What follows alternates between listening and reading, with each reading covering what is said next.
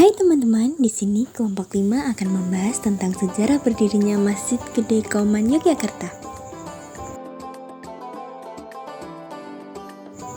Sebelumnya perkenalan anggota kelompok dulu ya, dengan kelompok 5 yang beranggotakan Latifah Salma Nur Aini, Leni Yunita Pratiwi, dan juga Afnika Fananza. Masjid Raya Yogyakarta atau lebih dikenal sebagai Kagungan dalam Masjid Gede Kauman merupakan bagian tak terpisahkan dari Kesultanan Yogyakarta. Keberadaan Masjid Gede menegaskan keberadaan Yogyakarta sebagai kerajaan Islam.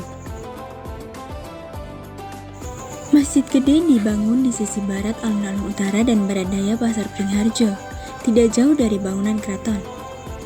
Tata ruang ibu kota kerajaan yang menempatkan keraton sebagai pusat pemerintahan, pasar sebagai pusat ekonomi, dan tempat peribadatan sebagai pusat agama dalam posisi seperti ini telah dilakukan oleh kerajaan-kerajaan Jawa semenjak era Majapahit. Masjid Gede didirikan pada hari Ahad Wage 29 Mei 1773 Masehi atau 6 Rabiul Akhir 1187 Hijriah atau Alif 1699 Jawa. Pendirian tersebut ditandai dengan candra sangkala yang berbunyi Gapura Truswinayang Jalma. Sangkalan tersebut tertulis pada prasasti di serambi masjid. Masjid Gede didirikan atas prakarsa Sri Sultan Hamengkubuwono I dan Kyai Fakih Ibrahim Diponingrat selaku penghulu keraton.